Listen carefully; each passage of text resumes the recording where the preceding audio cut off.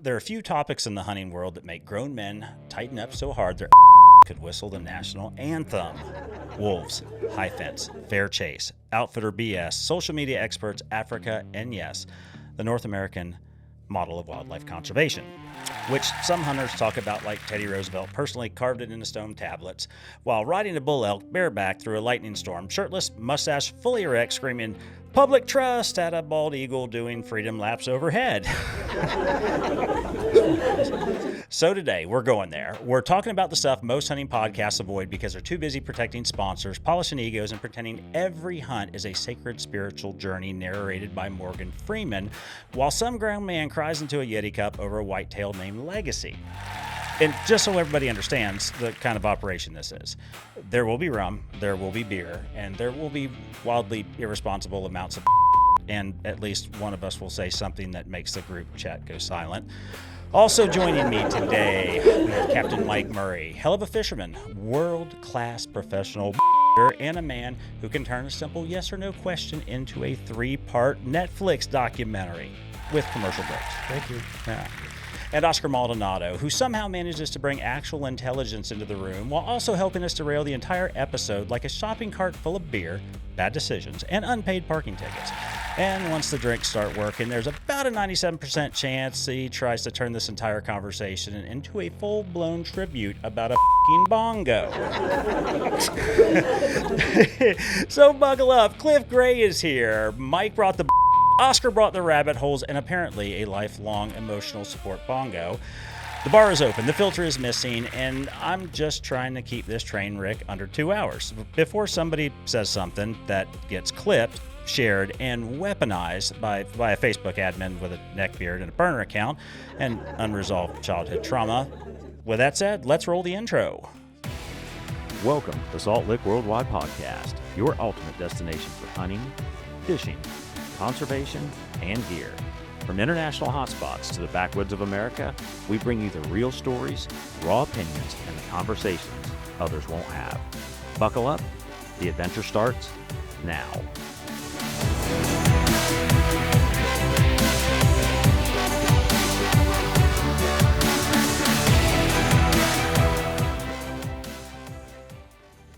See, that wasn't that bad. I don't think that put me in a very good light.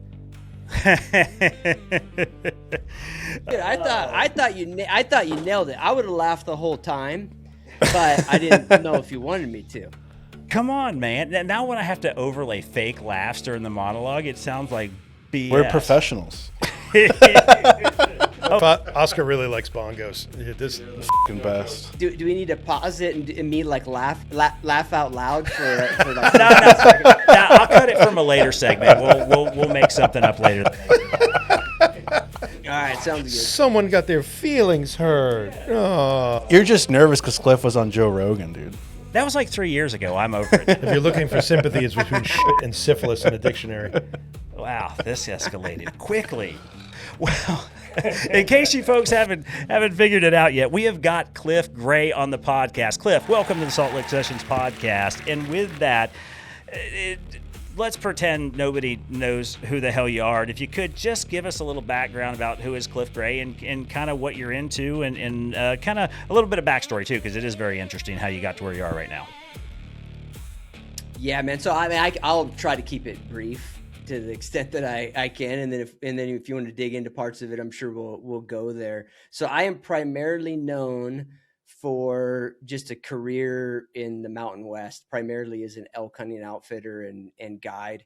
I've done a lot of other species too, but that's typically that's what the market's interested in, I would say, right? And it's been a big part of my existence is elk hunting. I mean, a lot of packing stuff, wilderness stuff. I had a outfitting business for 11 years. I sold it 4.5 years ago. And then since then, I kind of picked up what I had been doing in terms of YouTube stuff and that sort of thing. We can talk about the origination story on that. But a lot of that I was doing when I had my business, more as like an informational thing.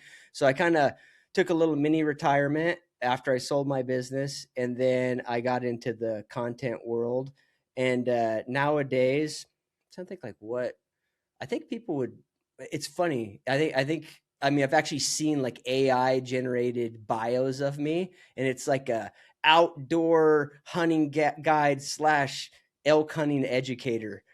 So that's the gist of it. A big part of my life now is that's somewhat accurate, I would say. I do a lot of, not only how to and educational content on Western hunting, but I have my own podcast, try to cover a lot of different subjects, but a lot of it is Western hunting. And then I do I still guide probably 100 days a year.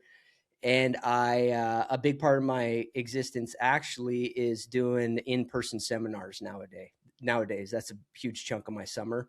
I take guys out, show them what I learned over the years of my time guiding, and just kind of transfer that knowledge to them. So that's what keeps me busy now.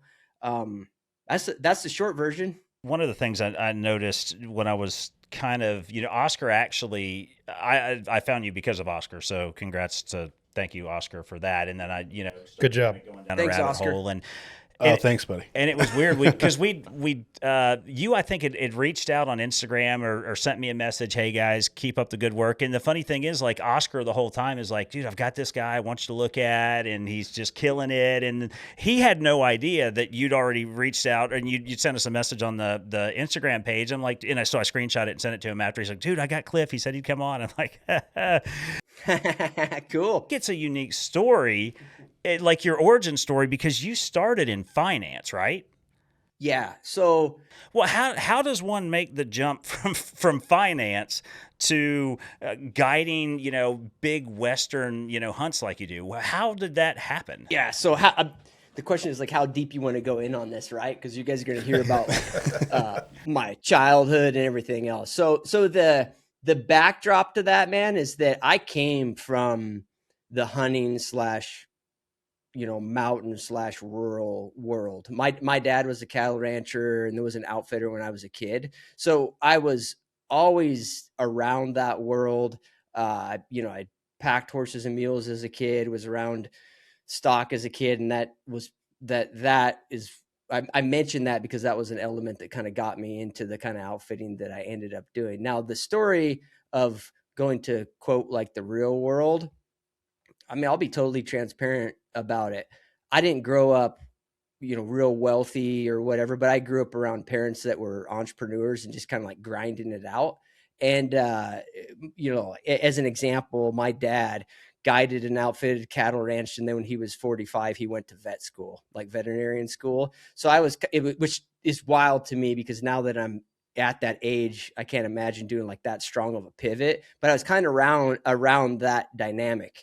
And part of that is, I don't know I don't know what the true origination of it was, but it's something that's also all my two brothers also. I just had a chip on my shoulder when I was 17, 18, 19 years old. I was never going to be poor. That's the truth. And so that's why I went down that path. That's why I went down the financial world path, was just because of money. Which is all good. I don't mean that in a negative way. There's a lot of other aspects of it I really liked. The intellectual stimulation of it, all that good stuff. I enjoyed it. The problem at that time when I got into it for me, and the trajectory I was on was all awesome. Like, it was like the heyday of that was the heyday of finance, right? That was like when kids graduated, and it was almost like you were like the second class students if you went and worked at Facebook or Instagram or something like that, right? It was all about finance at that time. This would have been like 2007, 2008. So, I went into the finance world. I was a trader. Quantitative trader is what most guys would have called me at that time. Started a business. And in that process, what you learn is that if you're a rural person or you're an outdoors person, it's hard to live in an urban environment. And it was extremely hard for me. It was never going to work for me to work in the places that I needed to be at that time in that world. I was working in downtown Dallas. I was working in Manhattan. I was working in Chicago. I was working in like where you had to be. And it wasn't like it is today in the sense that you could be remote, particularly in like the niche that I was in. You had to be in an urban center. And that was pretty much it. There's just a moment in my early 20s where I knew that was not going to work. So I shucked it and pivoted in life and ended up back in outfitting kind of by happenstance, to be honest. I bought the business that I bought. I bought it as a hobby. I bought it as like a turnaround deal. It was an adjacent area to my dad's old outfitting area. I knew I could, with not a ton of work and not a ton of effort, with my background in that world, I knew that I could turn around and get it going. And then it just kind of caught. I was just say caught fire, but it started to consume an enormous amount of my life, and it became my full-time gig. So you did that, as I understand it, you did that for a few years, and then did you sell the business? What's that? Did you sell the business, the outfitting business, or you're still doing it though, right? No. Yeah. So I ran that business for 10, 11 years, and then I sold it. And then I got out of the business, but I remained guiding like some of my primary clients. And then now I guide. Most people would say my guiding now is like freelance guiding. And what was that transition like to podcasting, social media? Was that just an essential part of guiding, or did you just say, man, I've got information that there's a lack of it out there and I need to get it to people? How did that come about? Yeah. So there's I don't know your guys' background from this angle. I'm assuming that you can relate to this. I'm an obsessive hunter, obsessive fisherman, obsessive outdoorsman. But when you take a component of that hobby and you commercialize it, particularly at like a certain level of scale, it just becomes a job like everything else, right? So I would be lying if I said that when I sold that, I wasn't ecstatic. I was ready to be out of the business side of it. And if you would have asked me at that time if I would have stayed in the outdoors business, it was like maybe 50-50, right? Really probably unlikely that I would stay in there. And there's something about it, man. I started to do, if I could really think, there's like these little things that happen in life that set you on a path, right? And really what it comes down to is some of my early how-to content, it just went viral, right? And then all of a sudden you start to get this feedback loop of going, oh yeah, people are listening to this, they're doing it. And then I would get emails. This is going to sound crazy egotistical, but I would get emails after the hunting season, during the hunting season, people sending me pictures of animals they killed. Oh, I tried this tactic. I tried this thing. Oh, it works. Love your stuff. And that feedback loop, maybe it's just my personality. I'm assuming it's a part of content creators that do the kind of stuff that I do. It's just addicting. You know what I mean? It's addicting to see like, hey, you're producing this and it's useful to people. And so I just kept doing it, and that's, I wish I could tell you I had like a master plan. I didn't. It was just, I got down that path because some of that early content caught fire and I was like, oh, this is cool. And it wasn't, this is going to sound cliche, guys. It wasn't about money at first. To be honest, I didn't need immediate cash flow from my YouTube channel. You know what I mean? It wasn't about that. But like anything, kind of goes back to the outfitting origination story. You start doing something and then it gets momentum and starts consuming a lot of your time. And then all of a sudden it becomes your full-time job if you wanted it to or not. Now, I love it. I love the structure of my life now. I've been able to kind of keep active in the actual hunting world and still guiding stuff, which for me is an important component of that. But the content stuff lets me just keep building things up. Does that answer your question? Yeah, that was actually really good. Yep. There's a first couple of reels cut right there. Yeah, there you go. No, it seems like you hear a reoccurring story. It's more like it's an evolution, like you were saying. You start off doing one thing and then all of a sudden, oh, wait a minute, that got some traction, and then on and on and on and on. Same thing with me with the fishing world. The more you did, the more it was more work, but it was gratifying, and because you enjoy it, you want to do it more. So, that's the recipe for success. If you're happy doing something, you're good at it, and next thing you know, people are like, hey, that's pretty cool.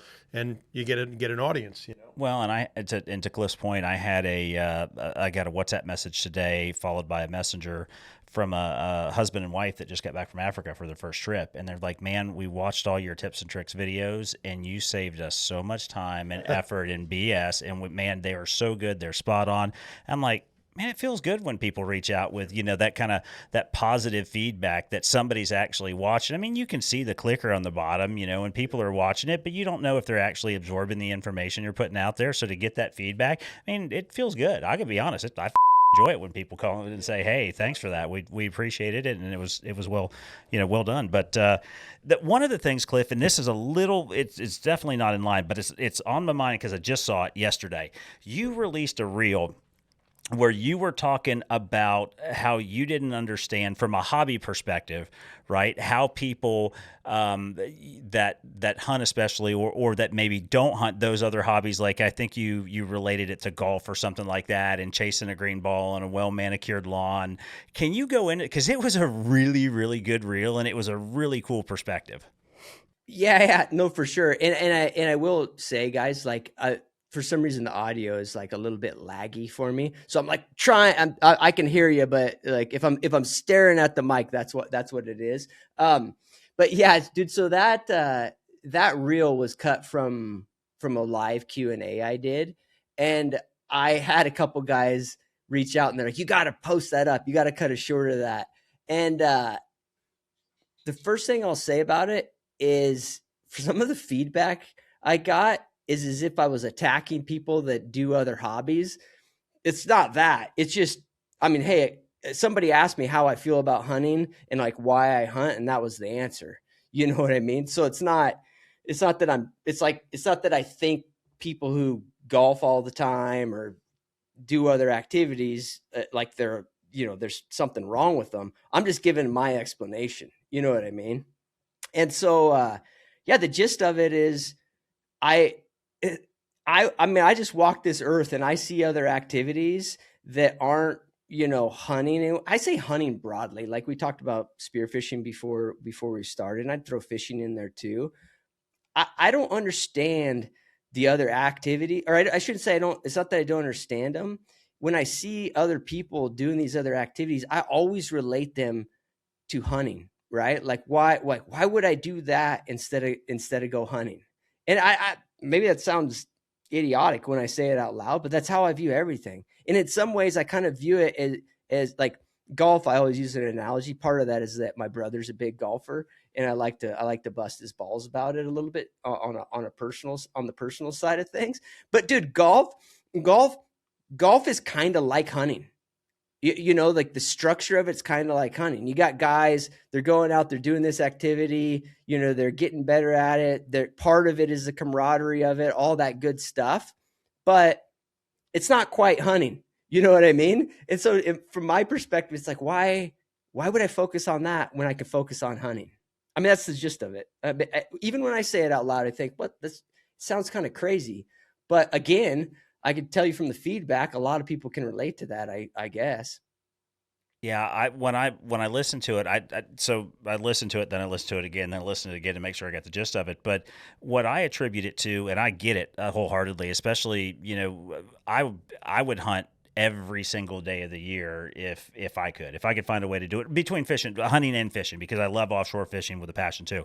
But and I get the analogy, and for me, it's like if I don't get that adrenaline rush or that, that kind of heart palpitation pumping, like, why the I don't get that playing golf. I don't get that doing other things. There's a couple of sports that hunting and fishing, to me, if you've got a grander marlin coming into the spread, if that doesn't make your pecker hard, then nothing will. If you've got a 400-inch bull elk out there that's coming in hard, if you can't get excited about that, then you don't need be here. That's the way I look at it. Well, if you look at it the other side, I've been golfing twice in my life, and all I did was look in the ponds at the ducks and the fish, and like, hey, there's some good opportunities here. None of which involve this golf club in my hand. I just look at it from like a story perspective of just like, there's a story between going out, raising a blue marlin or hearing an elk bugle. Like, those are awesome stories. Where's the story in I showed up at 9 o'clock, drank 5 beers, and hit the ball into a hole Maybe if you hit Mr. Johnson in the head with your drive, I don't know, that could be something. on there. But like, there's no like story. Like, who's telling those around the campfire? Of like, oh, tell them when you hit a birdie on the 17 the other day, Sean. Like, what's there's like. No, and listen, again, like Cliff was saying, not to knock people that love golf. There's people that love golf and that probably do talk about golf like that. I'm just not one of those guys, and I don't think any of us are here really, but that's our thing. We get jacked up about fishing and hunting and not golf or tennis or pickleball or whatever the hell else people are doing these days. None of that. But all right, so the let's get through the Rogan thing first, and then because there's some, I just wanted everybody's going to ask about Rogan. So tell us how that came to be. And I watched, I managed to make it all the way through. It was very good. And then I actually liked some of the reels you cut afterward too, where you kind of did a little bit deeper dive, and you wish you had a chance to do it then. But kind of explain how that happened. Yeah. So this is an interesting story, I suppose. So I had a relationship with Joe for quite a while, but not in a way that I would ever think I'd end up on his podcast. And so more of the same type of relationship I have with lots of clients. And for some reason over the years, I have had the opportunity to guide a lot of uber wealthy guys, some other very famous folks, that sort of thing. So I didn't view the relationship as all that odd. Just another hunting client, good guy. Interacted with him on the hunting front quite a bit. Answered a lot of questions for him, that sort of thing. When I originally met him, he was very new to hunting.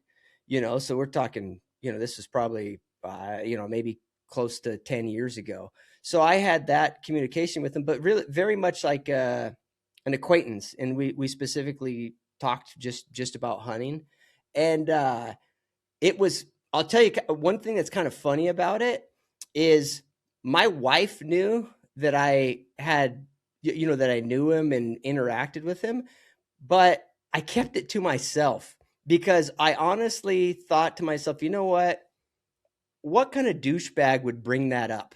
You know what I mean? Yep. Would bring up, you know what I mean? 100%. It's hard. Yeah. It's hard to not sound douchey when you say that. yeah. And it's also kind of, and maybe you guys can relate, like it's kind of it's a little bit of a code, right? You don't, if you're a guide or whoever, particularly if you got clients in kind of that world, it's their private thing. It's like, I'm not going to go out and say, hey, I guide this guy or that guy or whatever. That's not, to me, there's a little bit of a code around that. If it's formal or not, it doesn't really matter. That's kind of how I felt about it. So I had always kept it, it's just, okay, so this is the deal. And then one day I was just texting back and forth with him about something, something hunting related. And he messaged me, hey, why don't we do a podcast? And it was funny. I showed the text to my wife. And I'm like, what do you think he's talking about? And she's like, I think he means like his podcast. And it was like, my heart started like reverberating, right? I'm thinking like, oh, that makes no sense, And so that was like that was kind of the context around it. It's that, I mean, he just asked in the middle of a text message, and what are you going to say? It was a little bit of a odd timing for me. And if you've seen the episode, maybe that comes through a little bit. It was right after I sold my business. It was right after I had sold my business. I was doing other things. I had just started spending a bunch of time in the Caribbean. I was spearfishing my balls off. I was doing a bunch of other things, and it was totally not in my wildest dream would I have thought that popped up. So it's kind of a weird time for me. And it's funny because people will say the funniest to me about it. They'll say, oh, well, did you get a bunch of bookings out of it, or did it increase your business or whatever? And it's like, well, yeah, I mean, obviously, that he's got like the Midas touch in like a distribution sense, obviously. But so I felt the wave of that, but it was at a time in my life that I didn't have anything to sell. I didn't have any hunts to book. I didn't have any gadget that I wanted to get exposure for. So I think that actually kind of that might have, that might have played into like why he asked me at that time to go on. I don't know, but it in a way it made it kind of fun. And it was funny because I followed up with him. A week later or something like that. We were figuring out some details, and what's kind of interesting, I don't think he'd mind me sharing this, is he did it all. I mean, he's got like, he's got a real thin crew. He's got a couple guys that kind of manage some things for him, but he set up, he's like, yeah, we're doing this date. Here's the deal. Boom. All right. See you then. It's that kind of thing. And it was like a month and a half away or something like that. And I was like, all right, let's do it. But anyways, I followed up. I was like, hey man, like, what do you want to talk about? Do I need to prep? I'm just trying to get a feel for things. And he just wrote me back one line. He said, man, just do me a favor and don't prep. Don't prep. I just want to talk to you. He's like, we have these conversations, little things all the time. And I'm so busy. I just I never have the time to just sit down and talk to you. So we're going to do it on a podcast. All right. That's pretty wild, man. That was the gist of it. I tell this to everybody who asks me about him. I think if you got, and I don't know if you guys are, if you listen to a lot of his content or even if you listen to some of it, know him a lot better than you think you do. He like I said, I've dealt with a lot of people who have, public exposure and personalities, and not all of them are who they are publicly. Man, he is pretty damn close to that exact guy. Like, that's pretty refreshing. If you watch his stuff, if you watch his stuff, you pretty much know him. Yeah, it's kind of what you get the gist of. He seems just like a sincere, real person. That's awesome. That no notes going in. I guess it makes the conversation more authentic. You're talking about this and that, and wherever it takes you, it takes you. A little scary too. Yeah, I mean, I remember walking into his studio. And the whole thing is just kind of a surreal process, right? For, I guess, like a normal guy. And so I walk into his studio, and he's got a fair amount of security. They're great guys. I went and did jujitsu with one of them like the day before. Super nice guys. And I walk in there. So I had met them day before or whatever. Walk in, they're all in there. You do there's a little administrative stuff. And he walks in like across the studio. And the guy's just like this, arms out. It's not a handshake. It's not, hey, nice, like nice to have you here, whatever. It's just a big hug. Yeah, it's kind of wild. And you go over and you give Joe Rogan a big hug, and your thought is, this guy is big. You can't get your arms around him. He's not a real tall guy, but he's that thick, he's like a little Cape Buffalo, but no. And then it's just, it's kind of, again, like a surreal thing. You get the tour, see all of his, we went in and looked at all the elk over the years that he, he was in like the thick of it at that time on his elk hunting front. And then they're really good. It was funny because I at that time I had been on 50 podcasts, right? But nothing that would remotely be close to that, which is obvious. But anyways, those guys like him and Jamie, they're very good at making you feel like you're at home. You know what I mean? Because we're doing the tour, the whole deal, and then I take just a shift around the corner, and boom. It's like, oh, this is the studio, but it's not like you don't know it's coming. And it's like, boom, we're in the studio. Jamie slams on a pair of a headset on you. You sit down and the recording's on, and it's like, what's up, Cliff? And you just get into it. And it's like, dude, that's the way to do it with a guy that's like starstruck in a lot of ways by like the whole experience. And then all of a sudden you're having a conversation. So that's the gist of it, Well, let me ask a follow-up question. So if Joe called tomorrow and said, hey man, come back on, and he said, what topic do you want to talk about? Where are you going?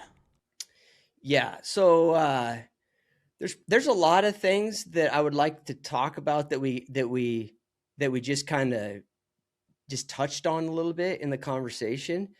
But, so there's some depth to a lot of different conversations. The wolf conversation, the wildlife management conversation and land management conversation is very interesting to me. And I think that there's opportunities there where I could have maybe been more vocal about my opinion and that sort of thing. So there's those things, just more depths on some of the topics. The one that, if you look at something like that, I mean, I've got a couple buddies that have been on the show too, and everybody's got their thing, right? Because you're going to self-critique yourself because it's the biggest media thing you can be on, right? So you're like, what, this people might deny that they think about the question you're asking, but anybody who's been on there thinks about it probably like once a week, right? Like, oh, what thing do I wish I would have talked about more? And the one thing that comes to my mind a little bit is he started out asking me kind of similar questions to yours about my background and like how I ended up, going down this path, that side of things. And I think I answered in a fairly shallow way. And one thing that always kind of bites me a little bit is he asked me a question about, hey, if there's a guy out there that wants to take like a different path in life, right? He's a corporate guy or wants to do something else. This is kind of like a question that'll arise all the time to anybody that has like maybe a non-traditional, path they choose in life. And I answered it in a way that we just kind of moved on. And I wish I would have really fleshed that out. In particular, I said something to him that I don't really I believe in some ways, but I don't believe in other ways. And I told him that a big component of my path in life had to do with the people that were surrounding me. And like I touched on it with my parents were entrepreneurs. My wife is a godsend. Like she's willing to deal with, me and who I am. And I'm going to go down this direction. You got to remember, like I met my wife when I was, status wise in terms of the world, I was like a hot shot, right? Like I had a driver like that, you know what I mean? And then, 3 years later, I'm building up an outfitting business, right? So there's this big shift, and she's been awesome. So I mentioned those things. It's like, hey, I can't take too much credit for it because it wasn't that hard for me because and I do believe that I was lucky enough I don't get pushback. Not one time has my dad, mom, even my brothers or anybody been like, Cliff, you could have done so much more, man. Like you could have 20 million bucks in the bank right now or whatever. I haven't had, nobody dwells on that in my life, right? But the key thing that I wish I could go back and say is that, man, if you choose a path like this, you also have to kind of make that, right? You can't have people around you that knock you for those choices.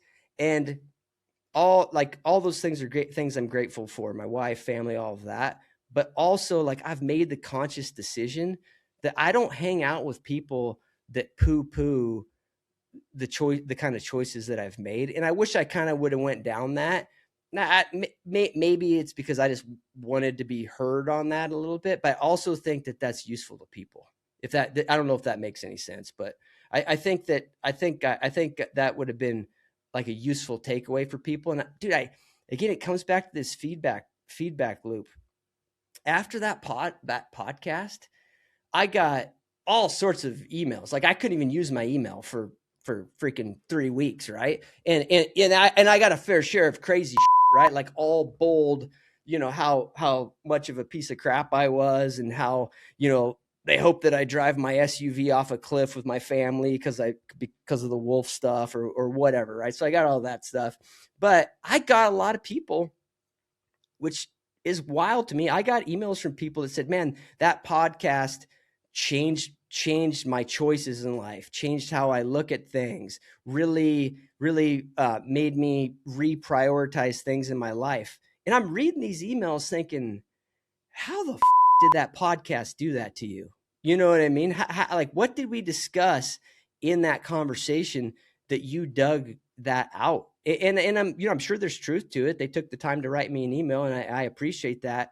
But then I realized that a lot of people who watch his show, they stick on that stuff, man. They want to know, they perceive you as like, hey, this guy's taking a path that maybe I would have liked to do, or I think he's happier than me, or maybe I'd be happier if I did that sort of thing. So they key in on that stuff. And I just wish we would have talked about that stuff more, because I think that would have been, those people would have maybe even got more insight on that, I guess. That's fantastic. Yeah. And that's kind of the segue I wanted to go into before. Does anybody need to take a quick break before we dive into this? Because the next thing could potentially be a little lengthy. No, I'm good. You good? Yep. All right. So the next thing I want to kind of go into a little bit is, on Rogan, I just watched it 2 days ago. You really talked a lot about wolf reintroduction in Colorado, and it was powerful in that you came across with so much conviction. Like, it's hard not to watch it. Like, once you start talking about it, like, it's one of those sections that you just, man, I got to watch this till the end kind of thing, and it really grips you. But what point were you trying to make that people either missed or twisted about that? You talked about some of the hate mail and some of the other. What's the thing you think people missed about it? About the wolf topic in general? So, dude, I'm a nerd on all the Western, history of big game management. And I'm a nerd about Yellowstone, and I'm sure we'll dig into it, but like, I'm a nerd about everything having to do with wildlife. And like the guy you had on, Brian, on the exotic deal, fantastic episode. It's so interesting, right? It's so interesting that this giant exotic wildlife business is exploding in Texas and other places. And so I think that is super interesting. And then because of that, I have read, there's so many myths on the wolf thing that I know from the source. Like, I've gone through, this is going to make me look like such a huge nerd, but I've gone through and read all the old Yellowstone reports.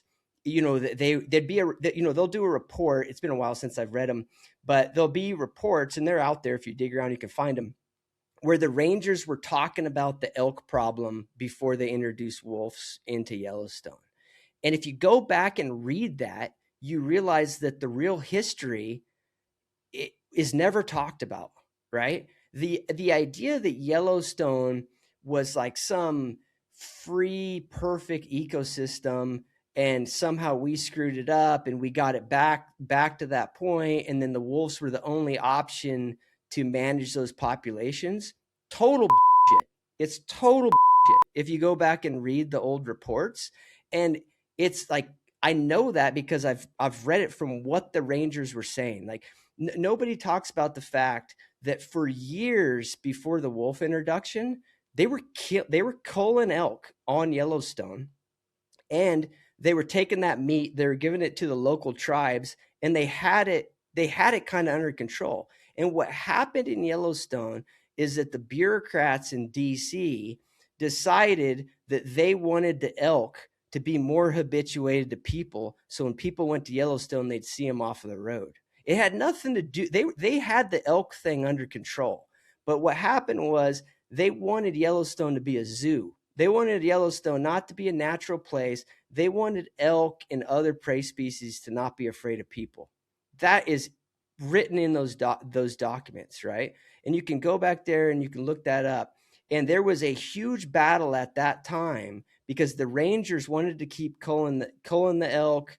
And then the other element of that is, before all this, those elk were and this will get into the whole high fence thing because I can go all over the place, but those elk were the stock for all the other Western states. So they were, before they were culling them and shipping the meat out, before that, they were taking excess elk off of Yellowstone and they were restocking every other state, right? Nobody knows that. Everybody that talks shit about, high fences that lives in Colorado has no idea that the elk that populate Colorado right now, They're from high fence pens that the Yellowstone guys, they took them out. They took them out of Yellowstone, and they were, you know, they didn't raise them in high fences, but they were captive elk that were moved down there to repopulate that. And that goes for lots of other places too, right? So this was all part of the reality of Yellowstone. And then what happened was, once this came through that, hey, we don't want any hunting on Yellowstone. We don't want any culling. Then the elk problem arose, right? Then the wolf reintroduction rose. So if you don't know that history, you just believe what people say, that, oh, there was this massive overpopulation of elk on Yellowstone. I hear this constantly. Oh, on Yellowstone, the wolves were the only answer. It's total. They had the operations before that were no problem. You know what I mean? They had it under control. The issue was when they quit managing those elk, because people outside of Yellowstone, you know, particularly like, you know, at the federal level, changed that dynamic. So this idea that wolves were the only possible tool to manage elk from the get-go is a total fallacy. Revisionist history, as we see all the time. I'll keep. Sorry, guys. I'll keep ranting on it. Well, I call that the Disneyfication. We use that term quite a bit here, and you know, there's somebody that thinks it's a great idea, and it'd be better for the tourists if the elk would come up to the car or eat out of your hand. Yeah, that always goes bad. Thanks for some good video. Yeah, when the asshole gets out of the car and he gets clobbered. Yeah, the buffalo are pretty good too. Yeah, but I mean, it's funny you talk about reading back all these. I'm just in the middle of reading Frederick Salou's book, you know, about his wanderings in Africa in 1875, and it's amazing to listen to read those words he wrote, you know, hundreds of years ago, talking about, you know, this place we went here was totally devoid of game, and this is devoid of game, and you know, everybody else, oh well, before all the people, the Western Europeans went there, the place was flourishing. Well, that's also, you know, those local people there, yeah. they don't know management. Somebody explained it to me the other day really well. They said, it was Rob Conyers actually said it. He said, those people don't know management because they lived on such a local, small scale that they never knew that anything needed management because they never saw the end of any of the resource. But there you go. I mean, you know, now you get somebody walking through, and now this guy went from, I guess he landed in Port Elizabeth and worked his way all the way up through to Zambia, I think. And, you know, along the way found these deserts, so to speak, of game. And this is, you know, way before much of the Western influence there, you know? So, you know, people like to romanticize whatever it is, the wolf or, you know, Africa or Native Americans or whatever. Well, I think it goes back to the fact that conservation as a tool isn't always pretty. So it does, and you know, just like culling the elk back in the day, some people don't like that shit, but it's necessary. I think, you know, hunters in general, you know, throughout history, and we're going to get into the North American model of conservation here in a second, but that's been one of the most successful tools that we've ever had is hunting, and it may still be the most successful tool we've had. So talk to us about that, because I'm very interested. I saw your comment about your opinions about the North American model of conservation. Yeah. So and again, guys, sorry there's a little bit of a lag. So if there's a weird silence, that's what it's from. So in the end, I'm a fan of free ranging elk, mule deer, bears, all that good stuff in the West, right? It's what I grew up hunting. I have, like, to me, the ultimate hunt in the U.S. is a horseback elk hunt. So I have a lot of positive things to say about the model. I think the challenge for me with the model is that we universally say that it's perfect, and it's not. And I think that, you know, maybe you guys have seen this. I surely have seen it in the last 20 years. Is one of the issues with the North American model of game management is nowadays it's changed where there is no supply component of it, right? There's no supply incentive in it. If you go talk to almost any of the state game departments now, the idea of creating more hunting opportunity, it's really not a core part of what they do anymore. And as that goes away, the North American model has little chinks in its armor, right? Because it's like, okay, well, we've got all these people that want hunting opportunity, but nothing you guys are doing is increasing the supply of hunts for people, right? And I'm saying this just from the hunter's angle. I understand that people could take it from a different angle and say, well, it's about the ecosystem and go down that path. I get that, but I'm talking just from the hunter's angle. You have to realize that's a challenge with the model, right? And the wolf thing is the wolf thing. I think is like a decent example of that. You look at it, and how do you? There's brief discussions of, hey, this is going to reduce hunting opportunity. This is going to reduce the populations of elk, moose, whatever on the landscape. But there's no, you really can't, within that model, you really can't push back, because who are you to say that, the 50 mule deer that, that 3 wolves kill a year is a problem?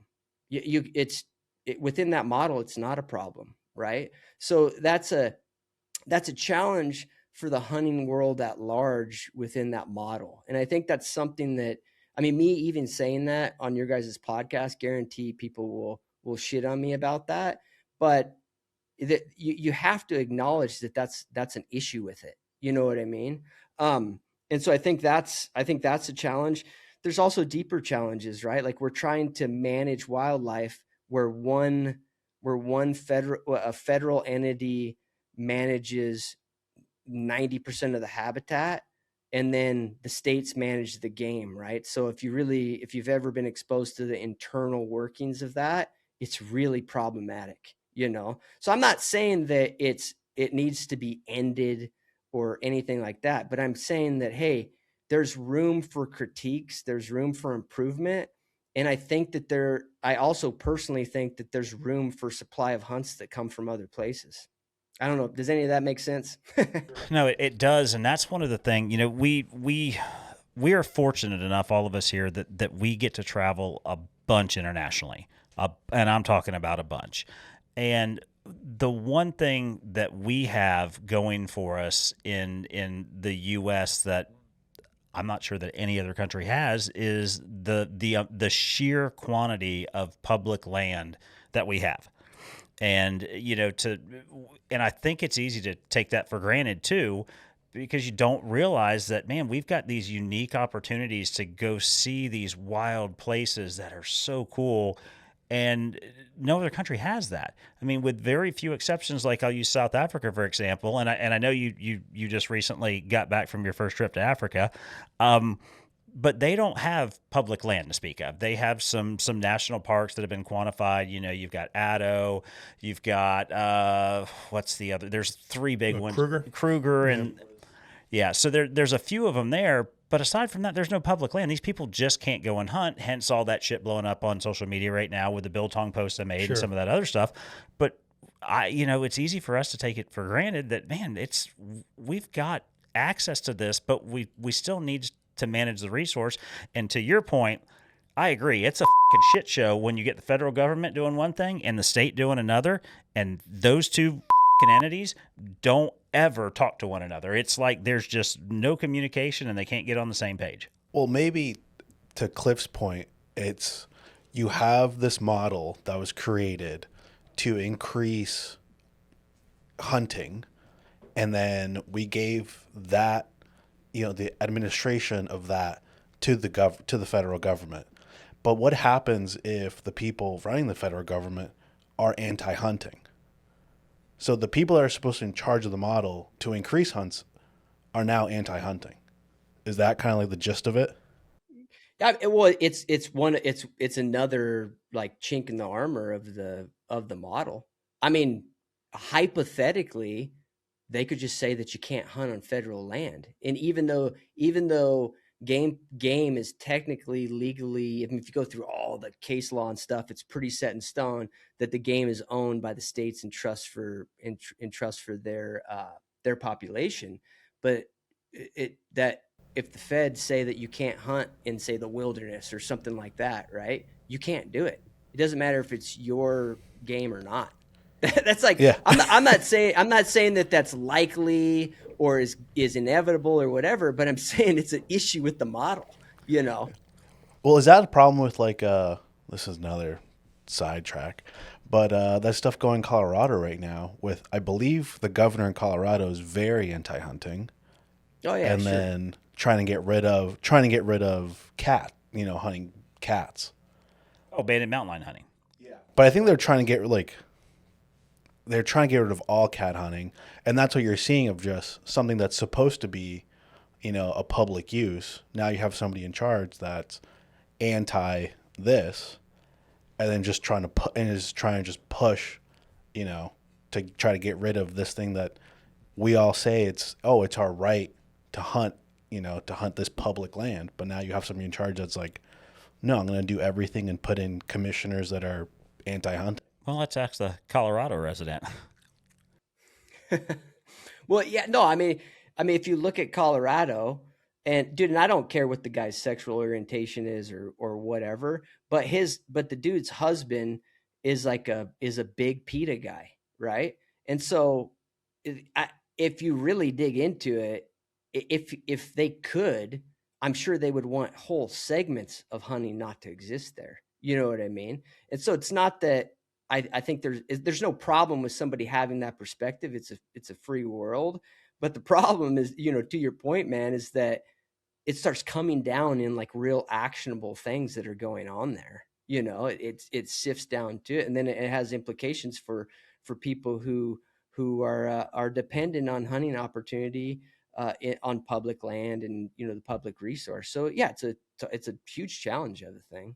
We had what was the taxidermist from New York? What was his name? That was on, the author. Used to be a non-hunter. Oh man, Brooklyn guy, I forgot. Yeah.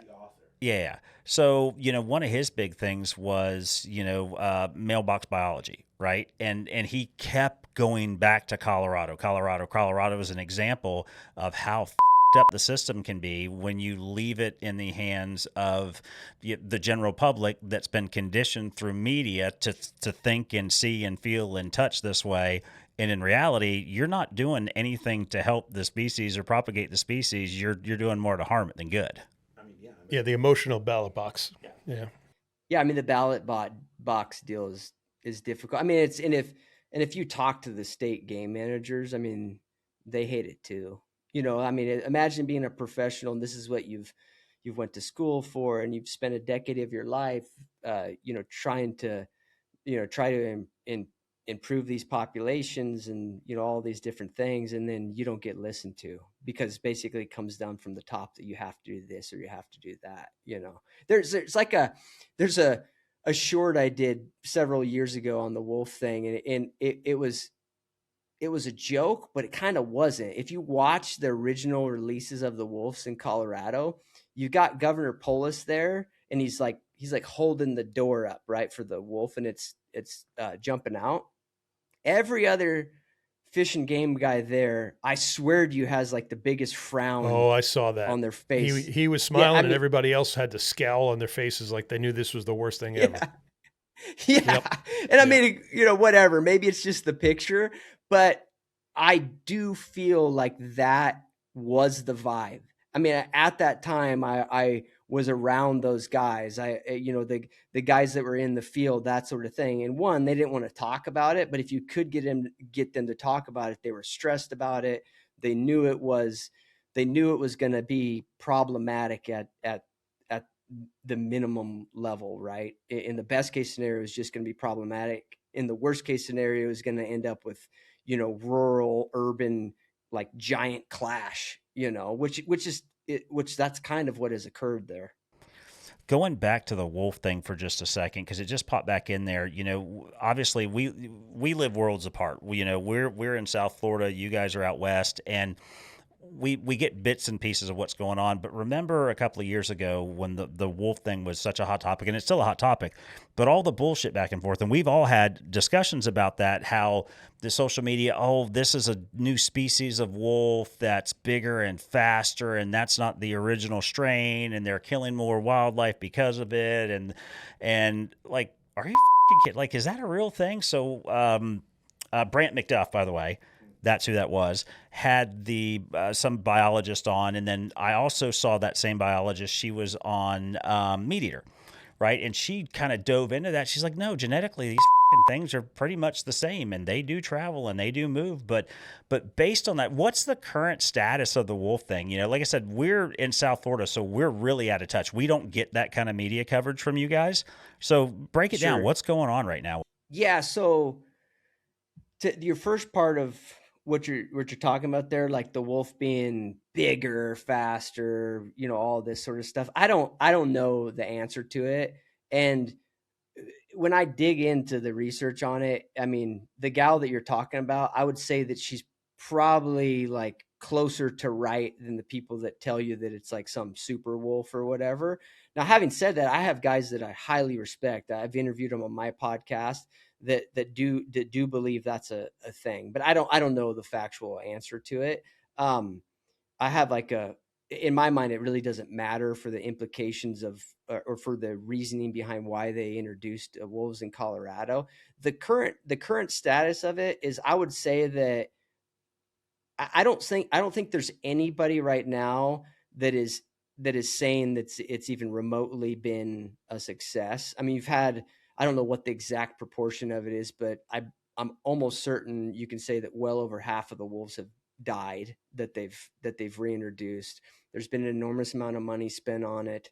The amount of immediate livestock conflict it even blows me away from what I would have anticipated. So it's been problematic the whole way, and there's lots of reasons why, right? They've had one like glaring thing that to me is mind-boggling is they got some wolves from Oregon as transplants that are from packs that are known livestock. Yeah, like I'd heard wolves. that they were already problem wolves. Yeah, which is crazy, right? Because like, why would you transport elk or transport wolves over that already know how to kill livestock or comfortable killing livestock? So there's all these little things like that that have been problematic. It hasn't been a success by any stretch of the imagination. I don't know where it'll go from now. I mean, it's a law, right? They have to try to reintroduce them.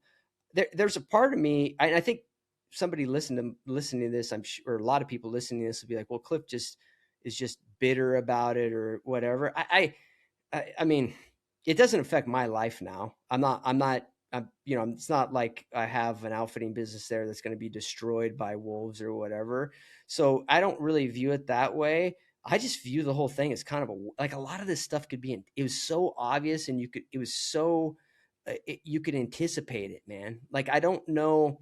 There's a part of me that looks back at the whole marketing around the reintroduction and the scientific side on the pro wolf side. I just don't believe that they thought it was going to be successful either. And there's elements to why Colorado, it's very obvious that wolves are going to be in conflict really, really rapidly. It's like the development. I don't know how familiar you guys are with Colorado, but a lot of these areas that wolves have been, like the Yellowstone ecosystem, like all the river system wildernesses in Idaho, I've hunted all of them, and they're different than Colorado because they have elevation up and down. Like, as an example, just to kind of describe it to you guys, if you go into the Frank Church or the Selway Wilderness or something like that, or the stuff around the Salmon Rivers where wolves have done actually pretty darn good. They've thrived there. There's people that have all sorts of arguments about the others, what they've done to elk, moose, whatever. But you couldn't argue the elk haven't thrived there, which, okay. So success for that species there. The thing about Colorado is all the wilderness, if you look at it, it's all high elevation. And the reason that is because all the valleys are developed. So you go any of the ski towns, right? Like they're all right next to wilderness areas. They're all in the valleys. So there's no remote areas in Colorado where the valleys aren't developed, right? Or they have heavy ag presence. So introducing wolves there, the wolves at best are going to follow the game up into the mountains and hunt the game. But the first winter, they're going to be in livestock, or they're going to be in a developed valley, right? Like that. You don't need to be a a wolf biologist to look at Colorado and know that is a gigantic issue. I mean, how do you introduce 40 wolves there or whatever they've done now? And like half of them have had conflicts with livestock. Yeah. And like you said, it was almost immediate. What's that? The conflict with livestock, it was like within the first week that they were introduced. Yeah. I mean, it's like, and I mean, that sucks, man. I mean, to me, it's like, honestly, it's shitty for the wolves that got transplanted. It's shitty for the guys that funded it. It's shitty for the whole kind of look of the whole thing. But my point is it could have been, it was pretty obvious. Like you could have anticipated it, so that's my thought on it. So Breckenridge wolves wouldn't do well? Who would have thought? How many poodles are available in the wintertime? Yeah, and you wonder why there's wildlife human conflict that happens, and cattle depredation and all that shit. That's a great idea, boys. Obviously that one wasn't well thought out. Yeah, no doubt. Well, if you really want to be a conspiracy theorist, there's a lot of anti-cattle sentiment in the country right now. Cow farts and all that nonsense, global warming. Oh man, I grew up in Okeechobee in South Florida, and I've been dealing with that shit since I was a little kid, and the lake runoffs and all the other bullshit. Yeah, cry me a fucking river. Give me a break. There's no science that says that. Let's talk Africa. Well, before we talk Africa, and yes, we're definitely going to do that. Actually, let's talk Africa. Yeah. So you just got back from. We can't not. You just got back from your first trip, right? Or within relatively, what was it, a month ago or so? Yeah. I got back about a month ago. So one thing, I watched a bunch of your shorts, and one thing I really like, you take the time to explain stuff. You were talking about bullets, you were talking about shot placement, just on and on and on. And they're really good little reels and little segments that people need to understand. But from an overall perspective, your first trip to South Africa, first off, where did you hunt, and what was your kind of overall takeaway from going? Yeah, so my overall takeaway. So I might be a little bit. You guys have probably noticed this because I know that you guys have hunted Africa quite a bit, but I've known guys that have hunted Africa for years, but they're kind of in the Western hunting, North American game model, free range world, right? Either as guides or public personalities or whatever. So they haven't really dwelled on it, but in private conversations, all of them are like, dude, it's so much fun. Like just universally positive things to say about it. So I didn't go to Africa with a chip on my shoulder thinking that I wouldn't enjoy it. I thought I would, you know what I mean? I was very much looking forward to it. I don't have the high fence. Like I think that people assume I have a highly negative view of like game breeding and high fence and all of that just because of my background. You know what I mean? I think that's an assumption. So a lot of people almost assume that they think I went and hunted Africa reluctantly or something like that. Like I knew I was going to have fun. I had buddies that I trust that, just all they could say is positive things about it. And you guys have way more experience than I'm sure all of them, just because we're in different worlds. But I went there with that perspective. I mean, the main reason I had never been, if I was being honest, guys, is just the time commitment to go, all of that side of things. And so I went into it with a positive perspective, and then it ended up kind of, I would say, outdoing that. I had a shitload of fun there. And I acknowledge that could have just been where I was hunting, the guys I was hunting with, just that unique experience. But I couldn't say a negative thing about it. It was all good, man. I enjoyed every aspect of it. I hunted. Go ahead. I was gonna say which region? What region were you in? So I was in the Eastern Cape, and it was about, I want to say, 3 hours north of Port Elizabeth. And I have a friend out there that has a place. What's that? Like Oscar and I were having that conversation. I was looking at your videos and I wasn't sure. I didn't see an outfitter tag specifically, or didn't pay attention to it. I'm like, man, I wonder where he is. Man, it looks like the Cape. It's got to be the Cape, or maybe lower. Yeah, we're looking at the topography. It's got to be the Cape based on the topography. So I had a pretty good idea you guys know, and that's one of the reasons I really like the Cape, is because of that elevation change, and from us coming from flat Florida, right, going to the Cape, unlike Limpopo and Pungalonga, the Northwest Province, which is mostly flat, there are some elevation, but the Eastern Cape to me feels like, and I'm not a mountain hunter, it feels like I'm in Colorado or something out there. Let's ask the mountain hunter. Yeah, but I realize that your apples and oranges there from an elevation perspective alone, it's not the same. But for me, that's the kind of take that I get. I mean, I feel like I'm a fucking mountain man when I go hunting the Eastern Cape, especially when I'm doing, chasing free range kudu and shit up in the mountains. That to me, that's where it's at. Hey man, my house is 11 feet above sea level. That's like the highest spot in the neighborhood.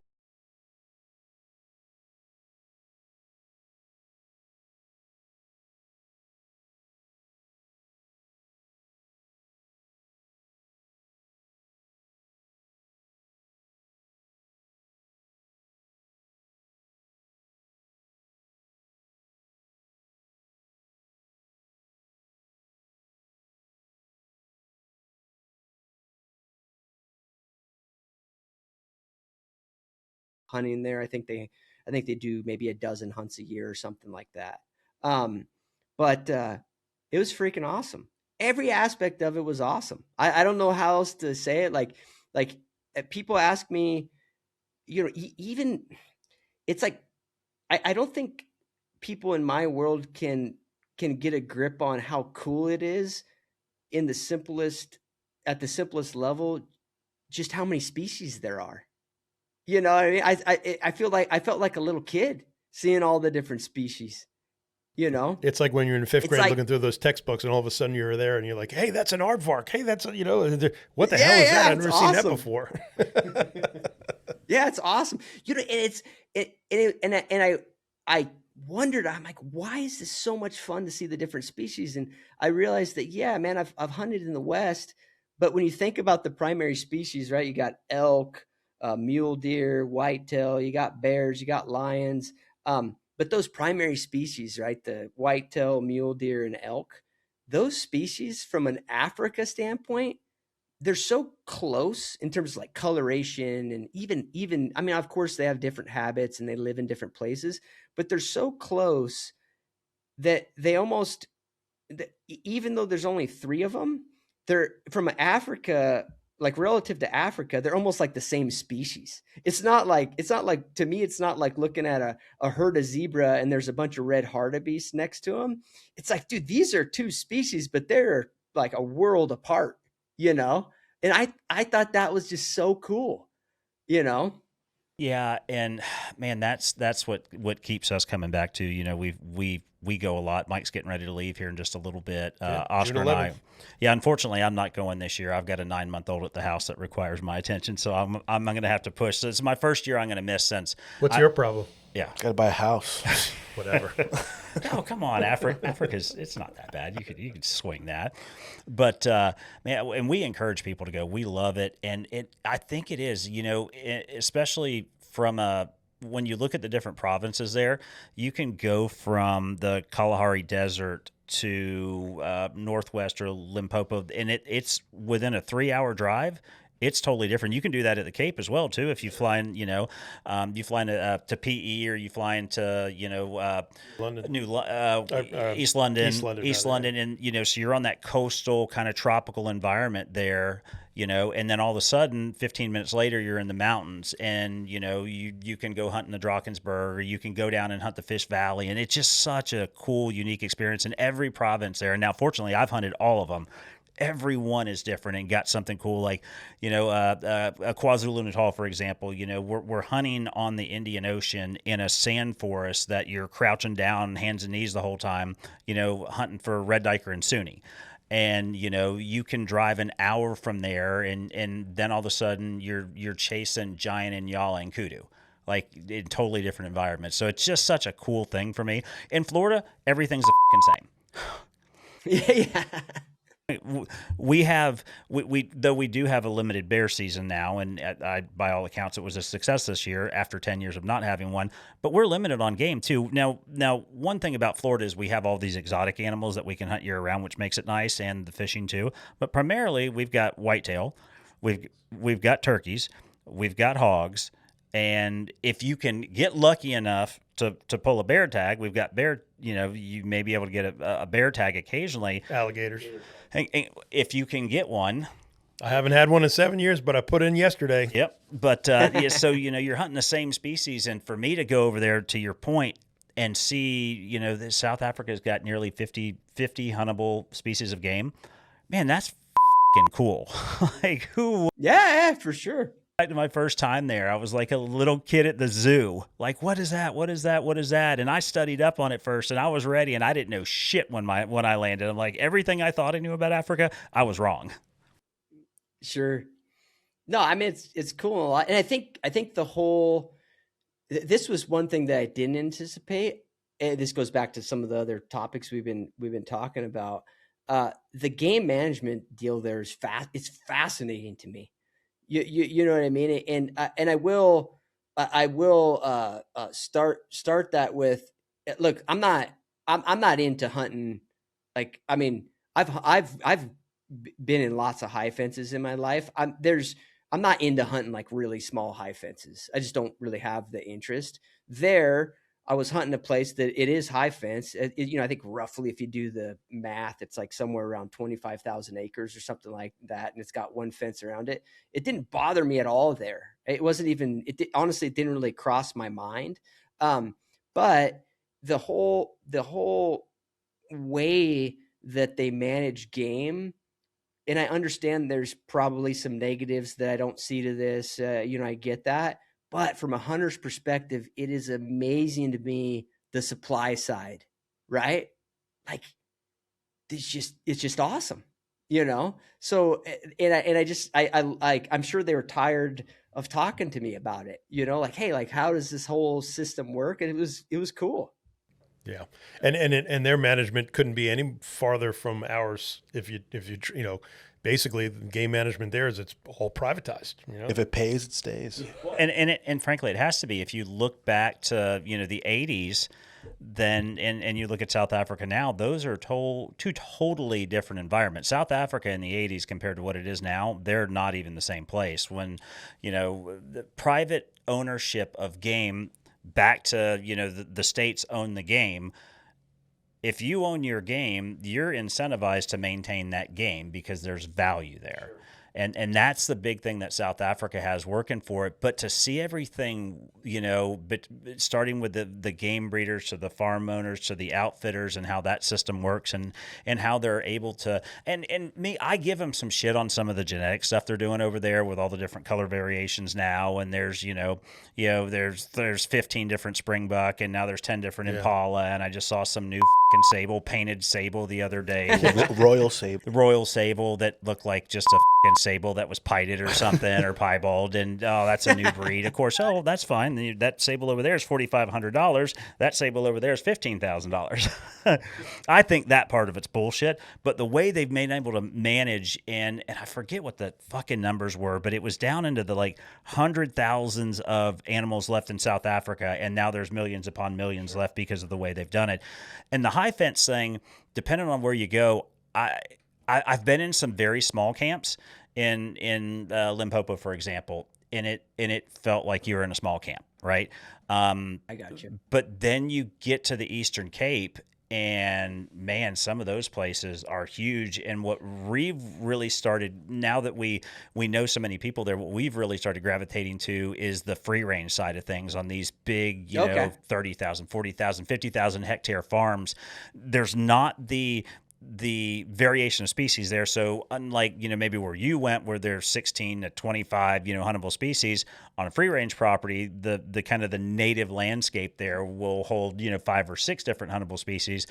But after you've kind of checked all those boxes after so many years and you start going after those things, then it's a really cool way to hunt. And I really enjoyed it. And frankly, I don't have a problem with a high fence there, especially those larger places. You know, once you come in through the main gate, a lot of times you never see a high fence. Right. Yeah, you wouldn't even know it's there. You know, you're on the topography, especially in the Eastern Cape. You know, the topography is such that, you know, you might be able to see a fence every now and again, but you're not hunting a fence line. You Right. know? Yeah. Yeah, and that's, I guess that's my biggest takeaway. And fair chase is a big issue with me. So, you know, so long as the animals got the upper hand and you don't have an unfair advantage, I don't have a problem with it. I see videos all the time where people are running shit down a fence line and shooting them off a fence. I take a little bit issue with that. That kind of takes the fun out of it for me. But that's evolved over the years. I have a much different opinion of that type of hunting than I did back in the day. And it's also, to my detriment, I've still participated in high fence hunts in Texas. I've hunted in Pennsylvania in high fences. I've hunted in Florida in high fences. So it's kind of the pot calling the kettle black a little bit. But at the same time, those kind of hunts that we used to do, I don't do those anymore either. I kind of got a different opinion on that shit now. Your guys' depth of knowledge on like the different places in Africa and those, you know, the free range versus the high fence places, the different sizes and all of that. Like I could flip this around and start interviewing you guys because I'm curious. Like I only have one experience. I had a blast. You know what I mean? But when you say that, it's like, well, you know, maybe if I go there and I went and hunted the free range, I might say, oh, there's things I really prefer about this, but I don't know. I got to go do it, you know? Yeah. And man, I tell you, if it's managed correctly, right? If it's managed, here's the thing: a lot of these animals in these, especially these larger high fence places, I'm not going to say they've never seen a high fence before, but it's not the same. They can, like, you'll wear your ass out trying to be successful there, especially, you know, hunting that mature animal. It's hard. Like, if you're doing a traditional spot, now anybody can drive around in the back of a bakkie and shooting something off the fucking high rack. Anybody can do that. But if you're going to spot and stalk and work your ass, it's hard there. Like, it can be very challenging. And in the Eastern Cape, it's more open and you can glass. And I envision it to be, I've only hunted out west a few times, Colorado, one of them, and Montana, the other. But I kind of envision it to that, in that we spend a lot of time glassing, doing stuff like that. In the Eastern Cape, you can also glass, especially, you know, when you're chasing kudu and shit like that. And yeah, that's kind of, I really enjoy that part of it. But then to I don't want to say the naysayers, but then it's totally different if you go to Limpopo, because it's so fucking thick there. You know, when you're in the bush there, if you can see 5 yards, like, that's a lot. So, and in Limpopo, the hunting is done different, like in the Eastern Cape, where it's more spot and stalk. Northwest Province the same way, and some of the other places you guys have hunted. In Limpopo, it's very much tracks. You're cutting a track and you're doing a spot and stalk based on a track, and you may never run into the animals and find them, or you may bump into something different, for example. And hopefully it's not a buffalo, unless you're gunned up and ready for that. Did you hunt a buffalo while you were there? Yeah, so I killed a buffalo on the first day I was there, or the second day I was there, and then we hunted buffalo quite a bit because Tim was gonna. The whole thing got filmed. I had a camera guy with me, and so Tim wanted to kill a buffalo too, and we were gonna kind of like do the film around buffalo hunting. He didn't end up killing one. He's killed a bunch, so he was fairly selective. But we hunted buffalo. Oh, at least 6 or 7 days in the afternoon. And we did it. I mean, I'd love to hear you guys' perspective on it, because again, I can only go on my experience. One, the buffalo deal to me, I had high expectations because I'm a freaking nerd and read all the books and all of that. And in my mind, I thought there's no way it's going to achieve what I'm putting this on a pedestal as. And then I did it, and I was like, oh man, like I got to figure out how to make a bunch more money, because this could be like an addiction. You know what I mean? But anyways, the dynamic though, one of my takeaways from the Cape Buffalo hunting, and this could very much be unique to the place that I was hunting, it was pretty, it wasn't like crazy physical hard or anything like that, but we put in a lot of hours just tracking buffalo. You know, we would see buffalo from a distance, because a lot of that country on his place, it's pretty open. Like you could see buffalo up grazing on a hillside or something like that. But what was interesting to me is the style of hunting that I have done the majority of my life, or emphasized on it. If you buffalo hunted that way, you would achieve the goal of killing a buffalo, but it wouldn't be very fun. You know, I mean, like glassing up a buffalo and then getting 300 yards from it and shooting it from across the canyon. I wouldn't want to do that at all. Like it doesn't, that's not exciting to me at all. But getting in there and tracking them was mind blowing fun, you know? So I thought it's like, I don't know how to put it, guys. It's almost like you're constructing a way to hunt them that may actually be suboptimal, which is not like, that's not the hunting world I came from. The hunting world I come from, you do anything to find an elk and kill it. You know what I mean? If you're hunting wilderness areas and you've packed in all that, whatever strategy you can do that's legal, you're going to do it. You know what I mean? Because you're just optimizing it. So I thought that was kind of interesting. It's like, oh, we're doing it this way because this is like the cool, not the fun way, maybe it's the cultural acceptable way. I have no idea, because I'm not, I don't have the experience to say that, but it's the only way I would want to do it. Does that make any sense? Yeah. No, absolutely. Like, if you grow up, you're just like, I'm going to go hunt Africa. So, if you're an Eastern hunter, you're like, oh, I got to bring my tree stand, find a tree. Sure. Yeah. Well, and having hunted buffalo on foot, the idea to, back up to 300 yards with your 300 or your 300 Win Mag or your PRC or whatever the hell you brought over there with you, that's just not fun. Like the fun of a buffalo hunt, it's dangerous game. You get down and dirty with that animal, and like the one I took this past year, I was 15 yards. Right. The adrenaline rush is a big part of it. Yeah, and and that's the thing, and that's me with everything, whether it's whitetail or cooter or whatever. It's a different game at 500 yards. If you can make that, and with the rifles that we're shooting now too, I mean, it's a given at 500 yards, unless you can muck it up somehow with these rifles and these optics, that's a dead animal. I don't want to hunt buffalo that way. Right. Like that's just something I don't want to do. And that would go for lion and leopard and hippo, all the big seven. I want to do it the traditional way. When you go back and look at Percival and all those original hunters that did it with, side by sides and, hunting a buffalo with a 375 or a 404 or something like that, man, a big bore gun, that is the way to do that shit right there. Yep. It has a bit of tradition too, like you're saying, that's being a part of that. Yeah, just when you do it, it becomes very apparent, right? Just like hearing them snort, or you bust them and they pop out of the brush and they do that like classic turn around and look at you broadside. You're like, oh, like you owe them $100. yeah. It's just cool, and you understand. Okay, that's why this is done this way, and I'm totally extrapolating that is why. I'm assuming there's like some places that's how you have to do it. But I just thought there were so many little nuances of that like totally, I could see that becoming an addiction, man. Oh, it is absolutely an addiction. And I was at 2 years ago now, we had cameramen in country plus what we brought, but at the same time, for whatever reason, I ended up being on a camera for staffing. So, another buddy of ours, he wanted to harvest a Cape buffalo with a bow, but he wanted to do it as a spot and stalk. We originally got to camp and we hunted out of a blind the very first day.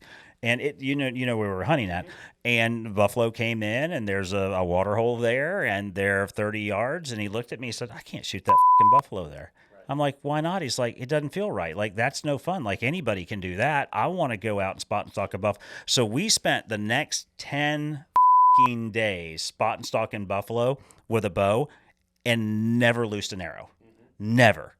And he is good. Like, staffing with a bow is, we just never. And I'm literally on ACAM through those 10 days because everybody had split up. I was so fucking scared. I don't have a gun. I don't have shit. And that buffalo is 5 yards away and he's coming, right? You can hear him and he just runs right through a fucking tree. What are you going to do? You got a camera in your hand. Like, I ain't got shit. Like, what? And I'm looking for a tree, right? Well, that part of the fucking world. Yeah, they were all 5 feet tall. There ain't no fucking trees. What are you going to do there? They all got those big giant acacia thorns on. Yeah, no. So it's, it's definitely exhilarating when you're on a gun. It's mind-boggling how numbing and how just surreal it is when you don't have a firearm and you're relying on people around you to make sure you're safe. That's crazy. That's a different type of holy shit. So how many animals did you kill with a 6.5 while you were there? So I shot a 6.5 PRC quite a bit, and I killed, I don't know, I think I killed maybe 20, like somewhere around 20 with that rifle. How much shit did you catch for bringing the 6.5 Needmore over there? Because we've had these discussions several years now with different outfitters. But did anybody give you shit when you brought the 6.5 over? Yeah, so I brought a PRC. At the distances we were shooting, it didn't make any difference. But it's funny you asked that because I don't know if you guys know much about Tim, but he's like a big bore guy. Like his ammo company's called Buffalo Bore. You know what I mean? His videos are funny. Yeah. And Tim's a good. He's a good dude. I enjoy hunting with him. But I was expecting that he was going to bust my balls quite a bit on it. But really not that much, man. I mean, obviously, it's like anything. I mean, I'm pretty cognizant. I've shot a lot of different rifles. Like I know what angles I'm going to shoot that cartridge at and those sort of things. So it was all good. It performed well, I haven't dug into your guys' background, but I'm a pretty light cartridge guy in general. So I wasn't going to go to Africa and fake otherwise. You know what I mean? Well, I'm also that guy. I really like, growing up, it was a 308, right? That was the go-to. And then the 6.5 became popular and we started kind of using it, taking to Africa. And I've harvested the smallest antelope in the world and the largest antelope in the world with a 6.5 Creedmoor. So sure. To me, it's about, the round is capable of doing the job, but the shooter has to be capable of making the shot. If you shoot an animal in back shoulder, you're never going to recover the bastard. So it's very much, in that sense, if you've got the right cartridge, especially, and you've got all your ballistic data and you're competent making the shot, it's fine. But where people muck it up is they go over there with small calibers and they start ass shooting shit and they're not punching holes through it and they end up, all day long tracking animals and some of the next day and they get their little Jack Russells out after them and run them up in the fucking mountains. That's where it becomes an issue. But, and you can go back from a few years ago. I think there's a blue diker hunt on there, which is the smallest antelope in South Africa. That's with a 6.5 Creedmoor. I also did an eland with a Creedmoor. And then with you, I hunted a giraffe with a 6.5 Creedmoor as well. And it's been a great round, but we get shit still to this day when we bring that rifle over, and you've got the same rifle. They don't want it. They don't want you to use it until they see what we're capable of doing. I think the problem with a lot of guys, especially that 6.5 cartridge, is they're shooting those very light, zippy rounds. They're thinking about more like target shooting, where that's not the right mindset in Africa. You need a much heavier round. So a lot of those guys, I've seen some guys bring over like 95 grains and 114 grains and shit like that. We're shooting 144s and up in a 6.5. So it's a much slower round, than those guys. but man, it packs a wallop because of that when you shoot those heavier grains. And like we were, with your 300, the same thing. If you can shoot, if your rifle likes a 200 grain bullet, rather than the 165, shoot the fucking 200 if you're going to Africa. Yeah, I mean, I agree with a lot of what you're saying, man. I mean, the thing is I mean, I've guided hundreds of people, and then I've trained hundreds of people, and a stereotype that is empirically true. I can tell you that guys that shoot small cartridges and they shoot a lot, they're more proficient. That it's just I'm obviously on average saying this. It doesn't mean that if you shoot a 375 that you're not accurate and you're not recoil sensitive and you're not just awesome at what you're doing. But when you look at a population of hunters, if you take guys that shoot quite a bit, the guys that shoot smaller cartridges, they're more accurate. It's a fact. Go ahead. Yeah. And to that point, and I agree with that wholeheartedly, especially when it comes to, that recoil flinch. I see it on people all the time and snatching the trigger, knowing that especially those Magnum cartridges are coming back. Most of that now is mitigated with a can. I fully suggest that if you're not hunting with a suppressor in a state that it's legal, you should do that, because it's going to mitigate a lot of that recoil. Plus the sound, I think people are so just tuned into that bang. And but back to the 6.5 thing. So I always take 2 rifles when I hunt South Africa. Now I've upgraded. It used to be a 6.5 PRC and a 300 Win Mag. Now it's a 6.5 PRC and a 300 PRC. I just really like the cartridge, and we did a lot of testing this year with different rounds while we were there. But I'm not purposely going to go out and hunt an eland with a 6.5 Creedmoor. That was a opportunistic animal that popped up that we weren't hunting, and that's what we had, and I felt comfortable that at 518 yards or whatever the hell it was, so we sent it. I'm not going to recommend anybody to take a 6.5 Creedmoor to South Africa. I'm going to tell you to bring a 300 Win Mag. If somebody asks me, that's what I'm going to tell them. When you go to places like Limpopo, when your shots are, going to be sub 100 yards, you can get away with a 308 or a 6.5, but those guys are still going to tell you to bring a 300 Win Mag if you're bringing your own rifle. And I fully agree with that. I could never in clear conscience recommend somebody to go out west with a 6.5 Creedmoor chasing elk. That would be the stupidest thing I could ever do. Well, again, it goes back to their proficiency. But still, if I'm going to recommend a cartridge, it's not going to be a 6.5 Creedmoor when you're chasing a large game animal. I'm not going to do it. That's just me, though. Yeah, I mean, it's the cartridge thing and all of that. The problem is anytime you get into the discussion, and if you get into bullet construction, you end up with the same thing, right? You've got a bunch of different variables. And if you get into this conversation, it's kind of like a roundabout. It's like politics, right? You can pull a bunch of different things and you can always make your point.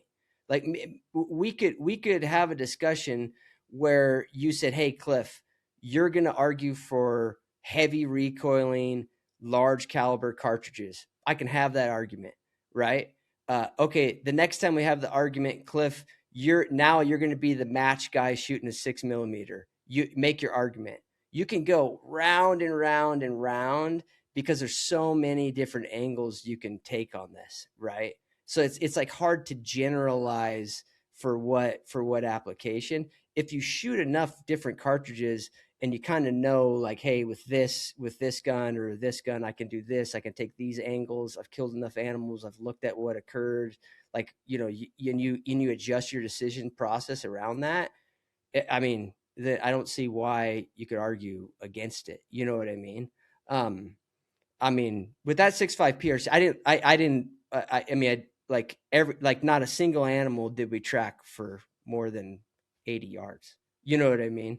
So it'll. When you were saying that, it reminded me of the meme. Have you seen the meme with the 2 Indian scouts and there's blood on the ground, and the Indian says, "Oh no, the animal's going to be fine." He's like, "What do you mean?" He's like, "And there's a 6.5 Creedmoor shell casing laying there on the ground." He's like, "Nah, it'll live. It'll be fine."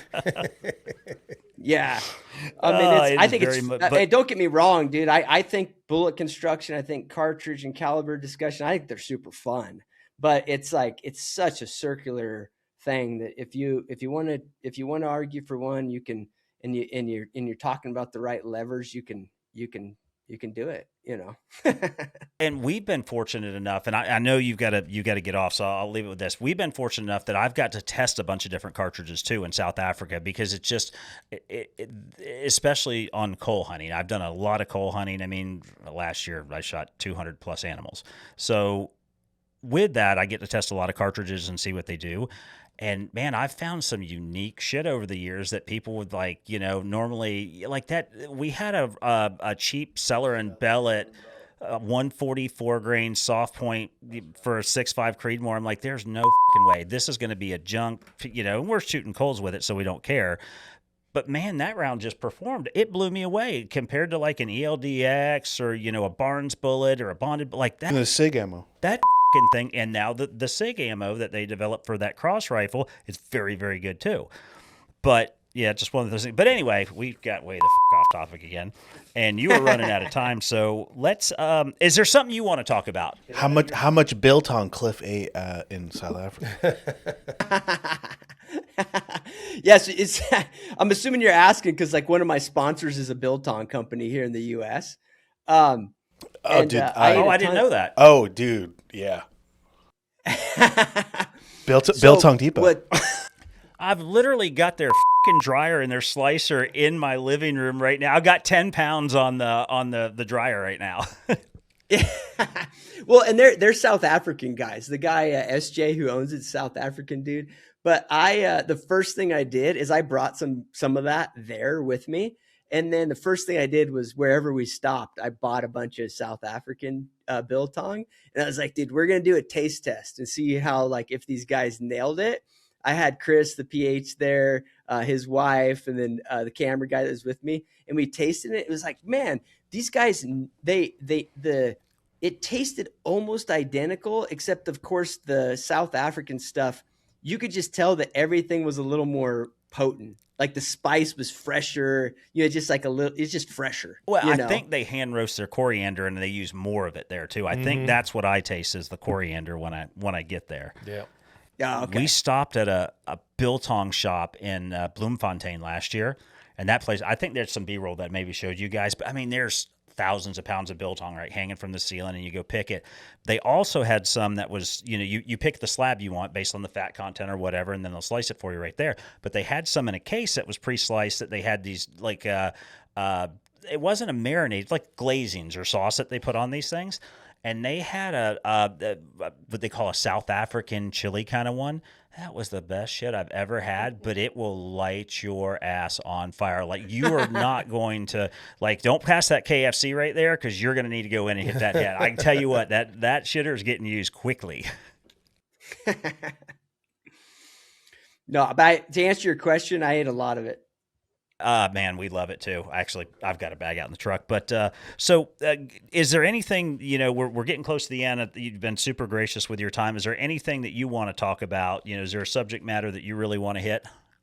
You know what subject, and you guys are going to have more info on it than me. But of course, you go do the Africa trip, right? Your first one.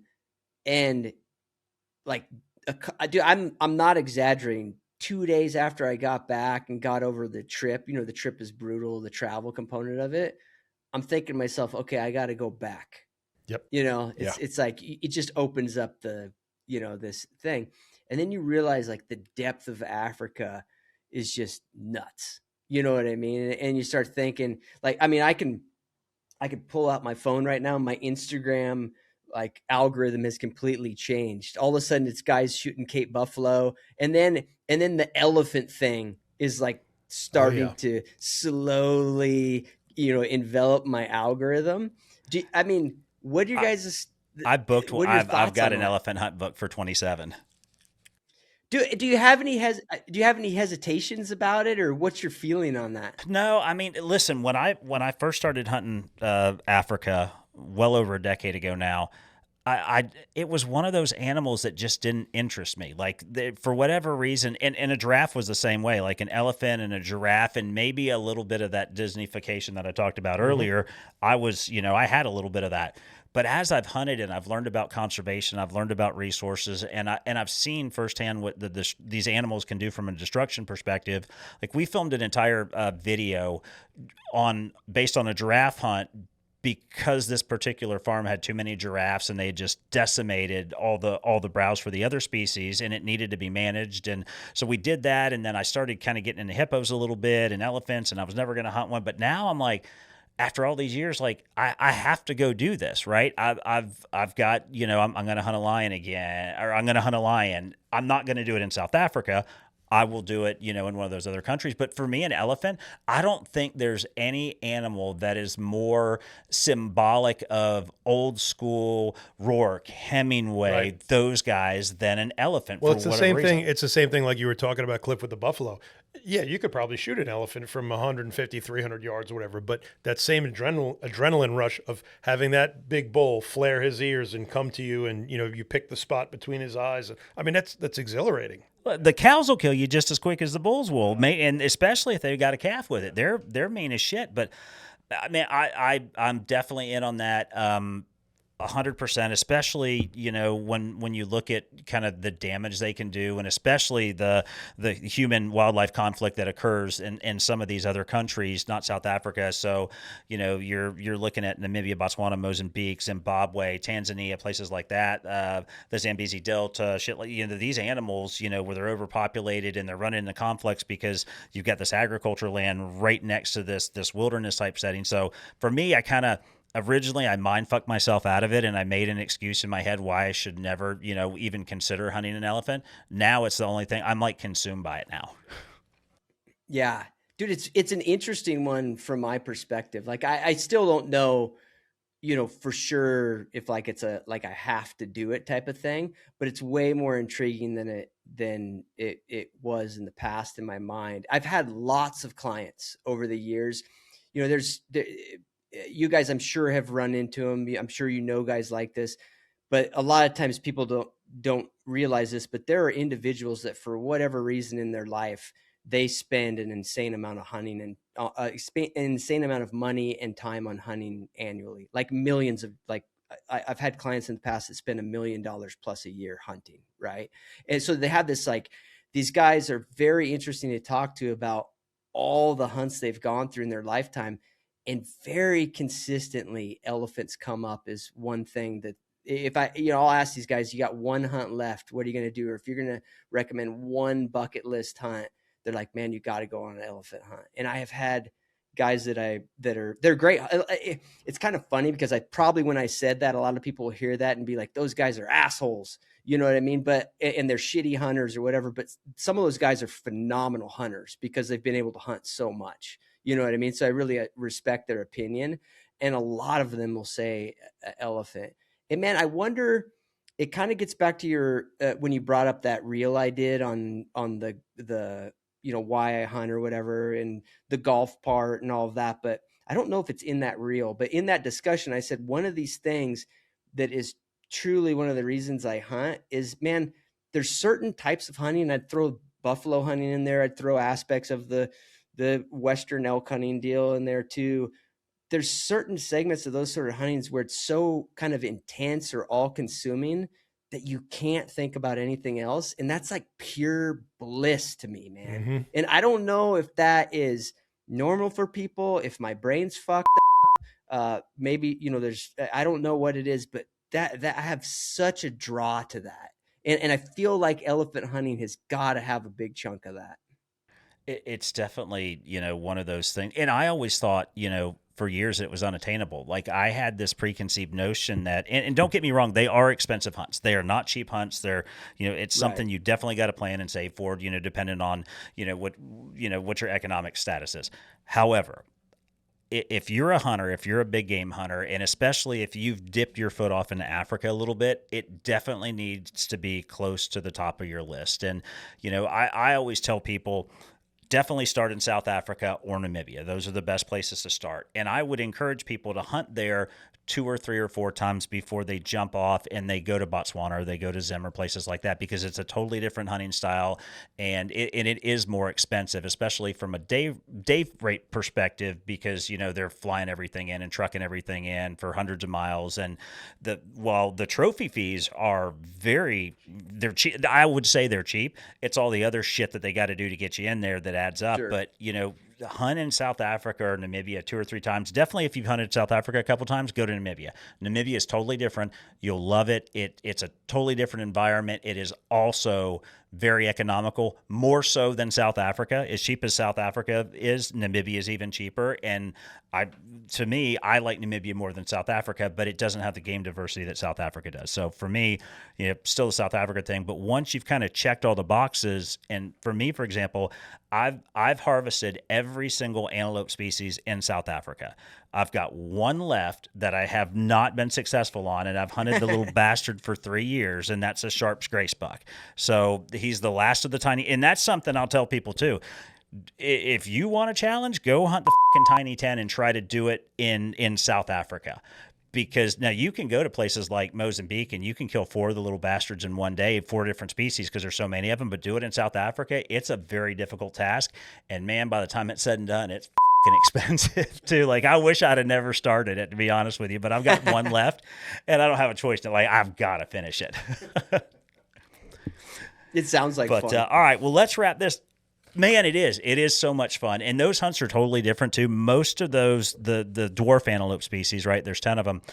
Most of them, you hunt them at night, which adds a different level of difficulty, especially because when you look at these animals, the horns are so small, and a lot of them have these little tufts on their head that can be white. So with a thermal, you can't tell anything. With a spotlight, you're looking and looking, and you've got to be very close. You've got to be very patient. It's a fucking pain in the ass. The ones you hunt during the daytime, like a blue diker, I got lucky. I sat for 2 hours for a blue diker and harvested it the first day. Some people I've known that have been over 5 times and never done it. The other problem you run into with some of the species like Oribi, Sunni, red, stuff like that, it's so hard to get a fucking permit. Like Oribi, there's one stretch on the Eastern Cape that you may have driven through of I don't know, and somebody's going to fact check me on this in the fucking comments, but let me have it, guys. But it's 10 miles. That's where you hunt Oribi. That's the only fucking place in South Africa you do, and because of that, there's very limited tags. I was fortunate because of the people we know, and I was able to draw a tag the first time I wanted one, but that doesn't happen to people. I went out and I hunted that Oribi, and then we put that video online. Man, how did you fucking get that tag? And on and on and on. But, it's cool. I can go down that. Man, we could literally spend 6 hours here just talking about Africa and the shit we do, and it's so much fun, and it consumes me.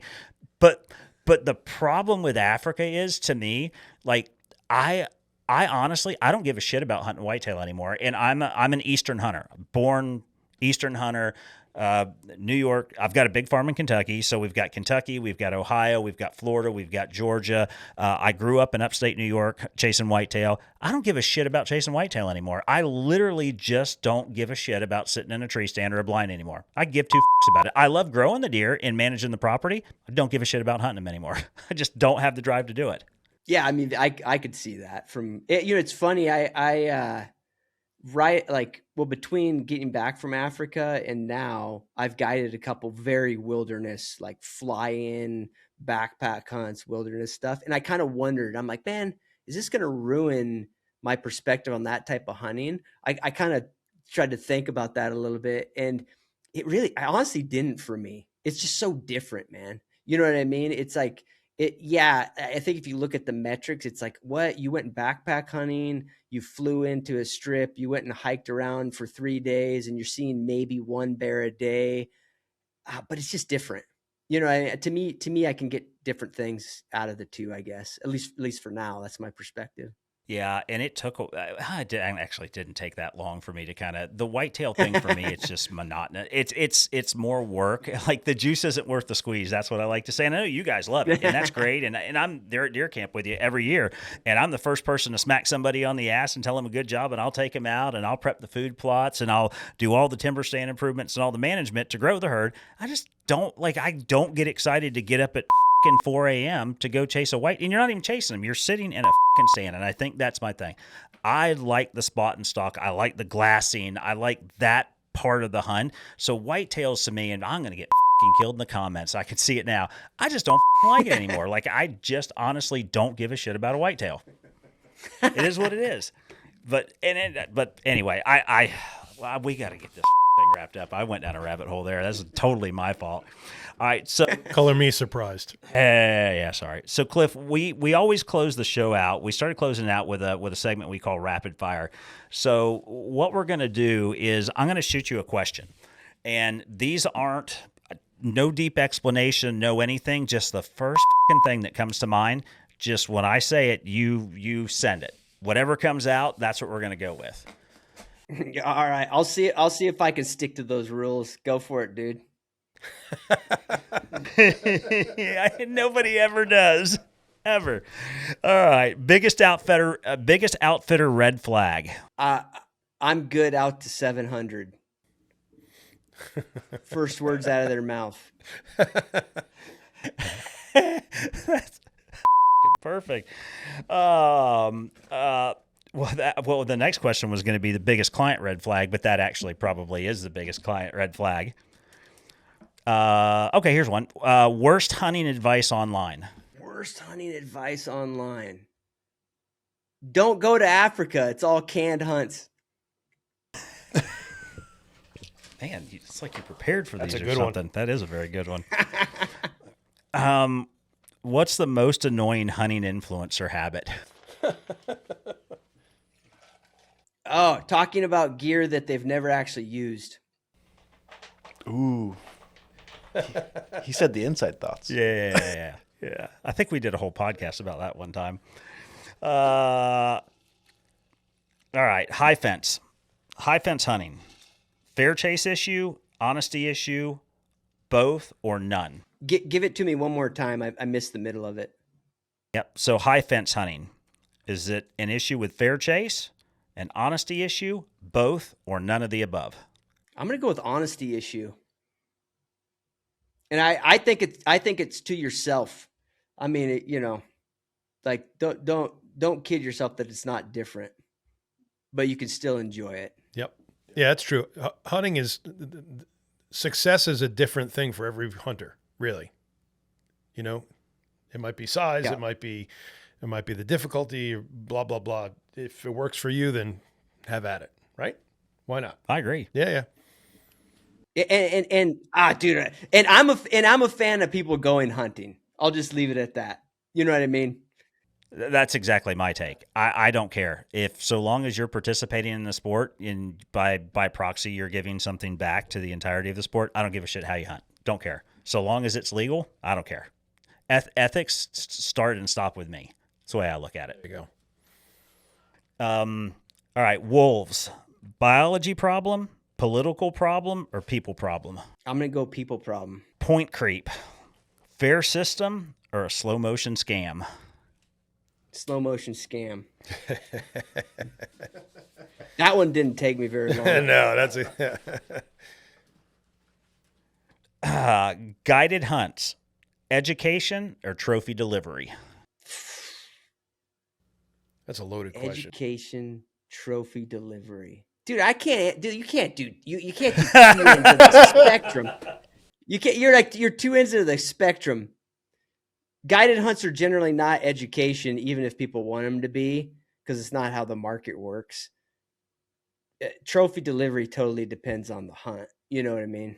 So I'm sorry, dude. I couldn't pick one.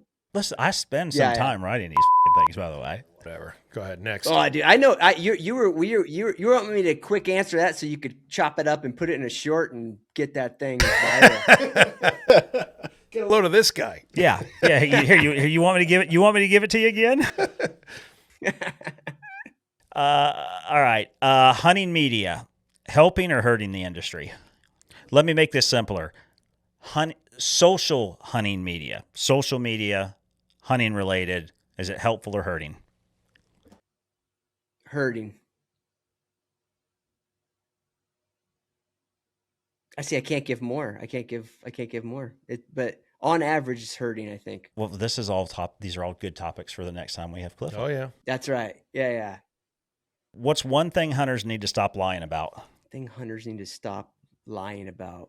Wounding animals. Lack of wounding animals. I was going somewhere totally different. That's a good answer.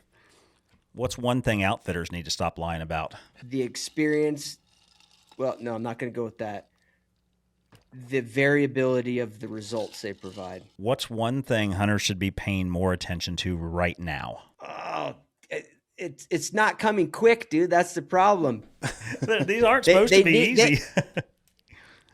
The game management and what it's going to look like in 10 years. All right, I'll give you the last one. What topic did we miss that you think needs to be said out loud?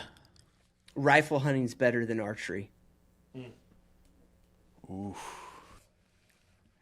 That one's going to be spicy. I can see the comments right now. Yahtzee. All right. Well, Cliff, listen, man, thanks a bunch for coming on. And before we sign out, where can people follow your work, your videos, your podcasts, your courses, and your content? Go ahead and plug it all for me. Yeah. Dude, the easiest spot where it all is at my website, pursuitwithcliff.com. My YouTube channel is probably like the flywheel, the center of it. And that's just my name, Cliff Gray. That's the name of the channel. Those are your best bets. You can follow me on Instagram. It's Cliff GRY. So that's where it all is. Thank you guys for having me on.